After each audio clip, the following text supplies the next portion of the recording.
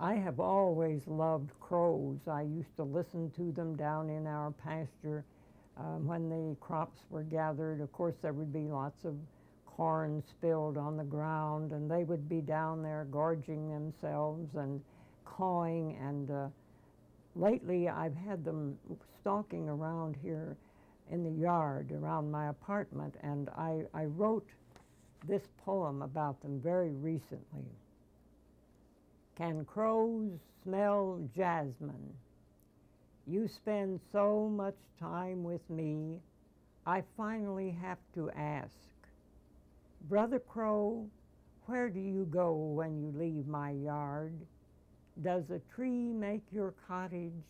Who serves supper? Surely not the cawing witch who follows you by day.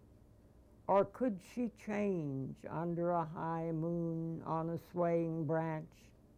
Can crows smell jasmine? Do you kiss goodnight? I thought that woman, I never wrote a poem called That Woman in My Life. And I looked and looked, and someone pointed it out, said, yes, it's in the red coffee can. Mm-hmm. Well, this, but wait in here when you see you have to do lessons on this. That's what drives me crazy. Just hold up there, Phil. This is, you have to do this. Refer to passage 204. Oh, this is too much, really. You have to, these kids have to say why, what is their opinion of this woman, and, you know, why it's supposed to be a textbook. Read the following poem, That Woman, by Wilma Elizabeth McDaniel. To find out more about this poem, turn to page 239. All right. Stuffed animals mean a lot to Nina Dowling, much more than to some kids. On days that I run into her house, on any day to borrow baking powder, last Tuesday it was pinking shears, and met number 60. She had found him at the flea market, a dirty pink rabbit with eyes that moved. By Wednesday, when I returned the shears, Nina had sprayed and cleaned and brushed the rabbit until he looked like new, and placed him in a wicker basket on glass eggs that belonged to her mother. She is out of space in the room. Bears are lined up on the Chesterfield, and only bears sit there. Cats monopolize chairs of comfort and oversize, and dogs are happy on the floor, guarding stuffed frogs and crocheted turtles. There is friction, but all agree they never had a home like Nina's heart, and never heard a story like the one Nina tells them every night. It never changes. And this is the poem that they use, you know, again and again when they use it. Bob Hirschon advised me about my fee. He said, don't you take 1 penny less than $200. He said, that's modest. And so I always just tell them, well, my regular fee is. Well, he said, sometimes I may not have spoken to anyone else all day except Brother, and it clears my mind, and then I can go back and know what I did that day, and especially with the writing. And this is a poem I wrote about my oldest brother, who was a reclusive, marvelous mystic type of man, and I think he was more of a penitent than Matt Talbot ever was. And this poem has never been published. I'd rather keep it to myself. My question: why don't bells toll? My brother's heart broke in pieces. auricles and ventricles, and he is dead in El Paso. The town mourns otherwise. The Rio Grande went dry. Gamecocks won't fight. Red chilies don't burn. Rattlesnakes defang themselves. Scorpions retired. Police are in a coma. Larry McMurtry left Texas. Why don't bells toll from the poor stucco church, where brother prayed by the hour and his tears flooded the pews? And this is from my recent book. It's titled Ancestor. A God-fearing man with a buggy whip was hard to live with, hard on his children, strapping boys with rebellious eyes, frail girls in the shade of bonnets. King Cotton and the buggy whip ruled them all. And it was even hard on God, having to listen to his own words read devoutly every night by a man with a buggy whip hanging on the wall behind his chair. Poem is Blue Book Specials.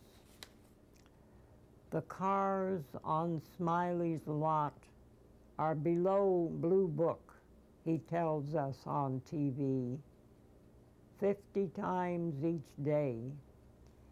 The video shows us clearly where his fillings are. The girls on Quince Road rate lower than Blue Book. How can it be for the sweet, sad young?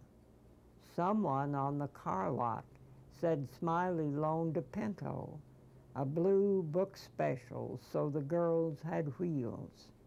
It cracks my skull. Blue should be for Willowware, friendly plates around the table.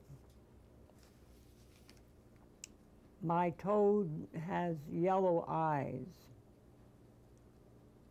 They say time means nothing to God. How different with me, seconds count. I hadn't talked with Jesus more than a minute when up jumped Cora from the patio. Our voices had carried to her from the kitchen, and it was all over for me and the story of my frog that lives among the roses. Cora launched into an account of her canoe trip down the Amazon, every muddy, harrowing inch of it. Jesus listened patiently a long time, finally gave up and went back to his digs. I never got to tell him my toad has yellow eyes. Everything I saw seemed to be so tremendously wonderful, you know, so staggering, so marvelous that no one else knew about it, and I just had to grasp it, and that was the great relief in writing, you know, that it didn't have to slip away from me forever. But quite often I didn't write it. I wouldn't, out in the pasture or wherever I was, I certainly wouldn't have any paper with me, but the ideas were with me. I remember when I first heard about the Valley of the Moon. Jack London lived in the Valley of the Moon and was writing about that. And I was so totally enamored and carried away by that, the Valley of the Moon. And I would walk around the pasture, the Valley of the Moon, you know, just reciting that. It was magic, you know, just coming off my tongue, the magic of the moon. You know, dear Jack London, and I know that some people thought my mother shouldn't let me read Jack London's books, but, you know, I've revered him all my life, the Valley of the Moon. And the first time I got to go there and visit the second house he built, it was a warm day, my mother and sister and I, and I walked around and, you know, I thought it took me, I think I was 40 years old, excuse me, and, you know, I was carried back to the pasture and Valley of the Moon. And there were signs that, you know, you weren't supposed to touch anything or take anything away. But there was a wonderful branch had fallen from a tree and some way, and it actually looked like a cane, and it had a crook, sort of a crook. I looked at that and I thought, I will be responsible to God for this. And there was a guard someplace, I think, not near, but I think someplace on the premises, a state employee.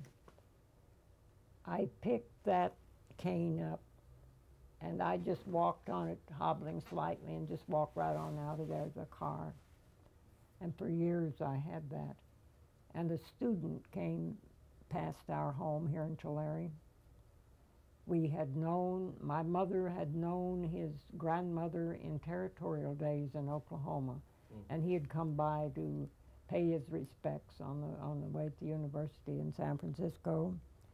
And of course I had to tell him, show him my wonderful cane in the corner, and he said, you know, it's terrible to ask, and he said, you just say no if you like, but he said, I would give anything to have one piece of this cane.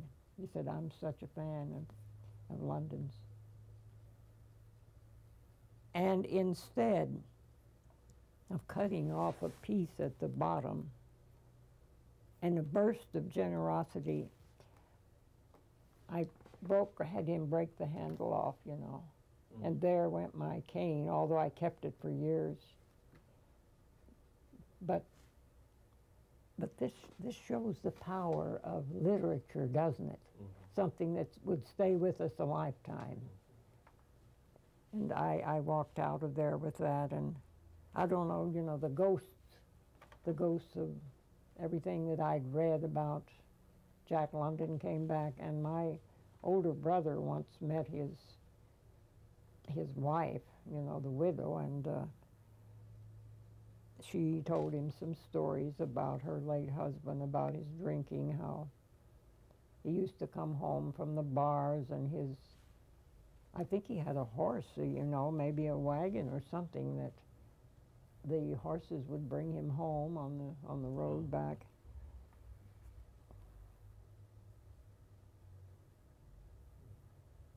But this love of the word set in early. I mean, it was always with me, you know. That's the only way I can explain it. I think it's genetic, and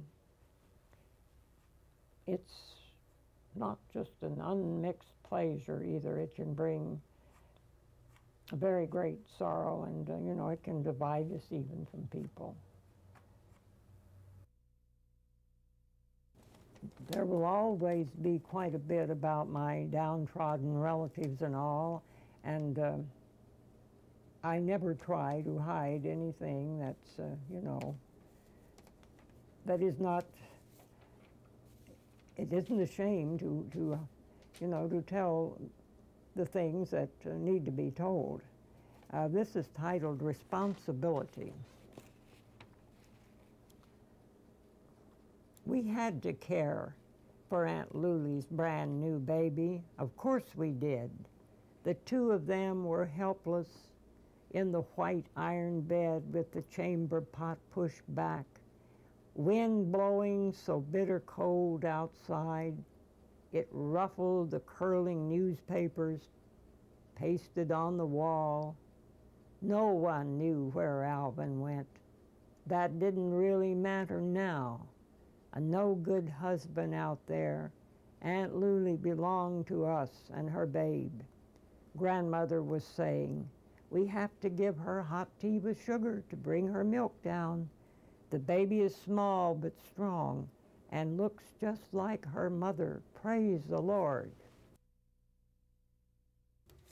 Well, here's a little poem I've taped in here, for heaven's sake. Jelly jars. Beyond belief of tidy housekeepers, the stuff she kept in jelly jars. Her preference was Mary Ellen's clear glass kegs, sparkling with earrings divorced from mates, and wandering buttons that never came home. 5 Hail Marys in ruby beads, jerked loose somehow from their own decade. Shells from Pismo Beach before they became extinct. A few dried seahorses, which always brought her tears for those lost and romping years. Changes. Sweet grasses and milkweed, purple thistles. I erased the old life, cowbells and all. I rolled up my pastures and moved them to Brooklyn. Flimsy whimsy. The market taxed me 12 cents on 2 light bulbs.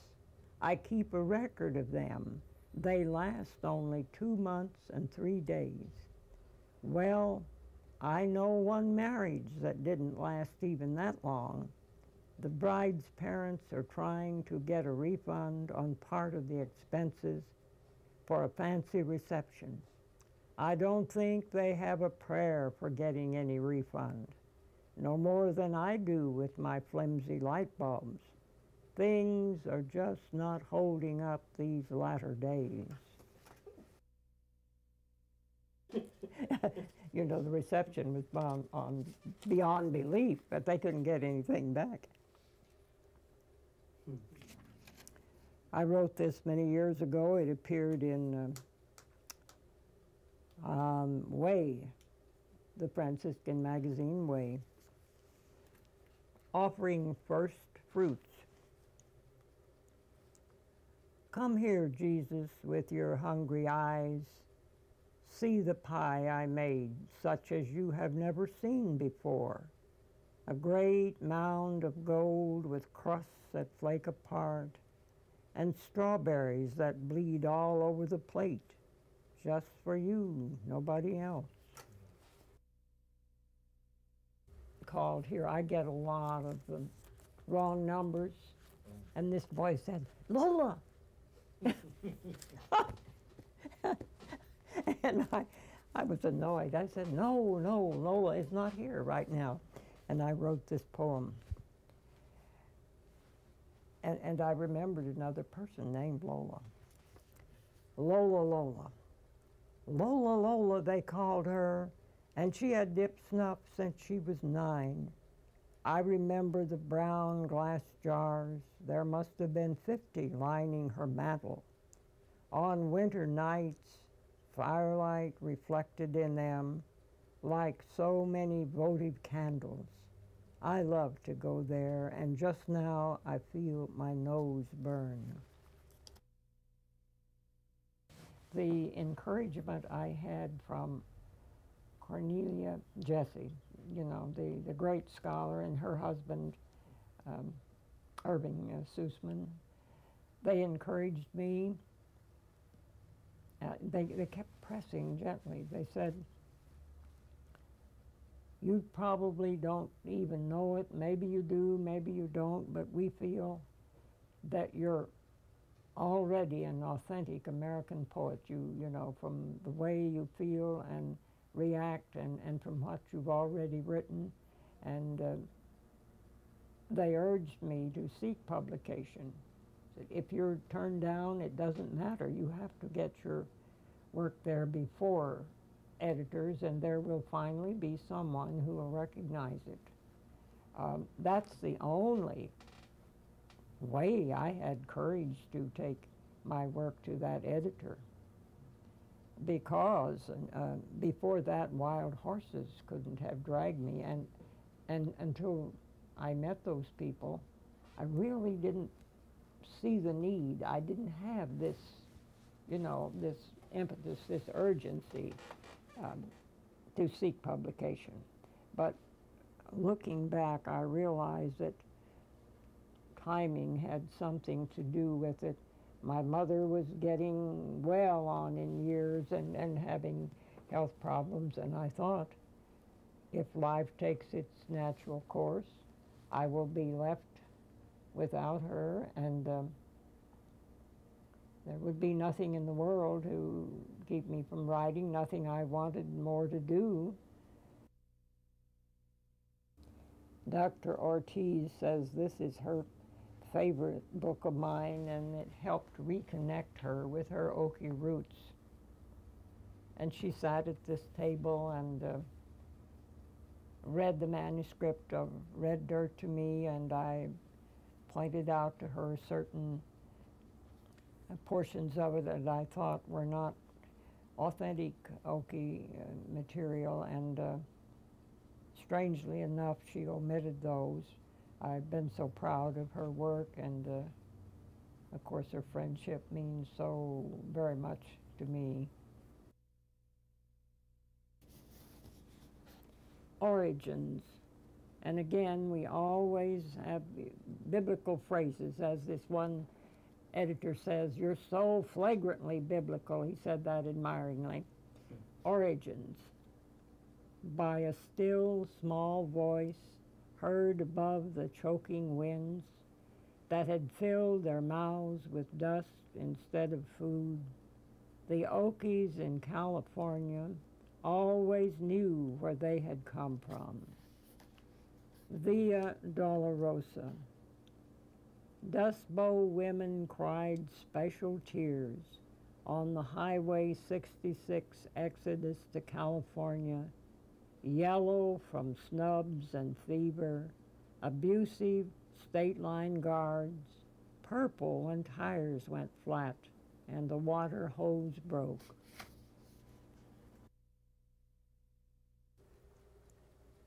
I don't know when I wrote it. My life left its tracks on those powdery dust roads.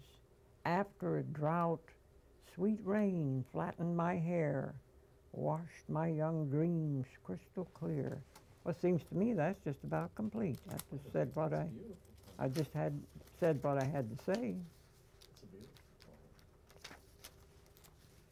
Oh, the rain was so welcome, so delightful after, you know, the drought. And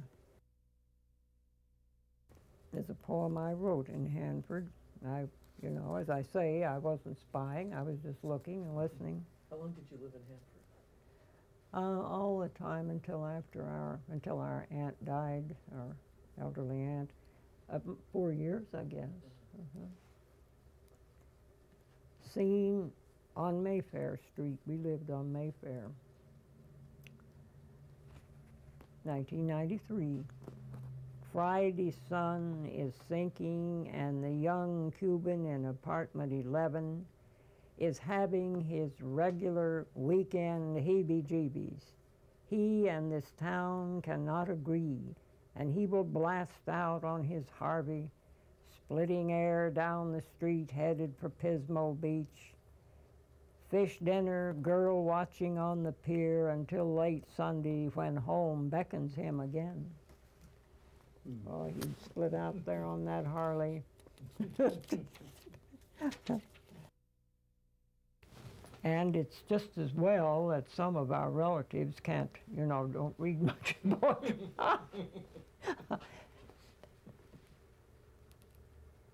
Pickling process. Several of our kinfolk said Cousin Liddy had a mean spirit and was a miser, too. Her husband defended her lamely, the way he did everything. The poor girl is no miser. She just likes to preserve things. She did that all right. Not a single cucumber, not a word escaped her brine.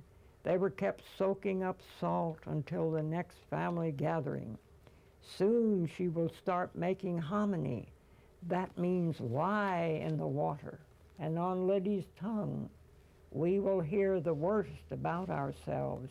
Just wait for Labor Day. That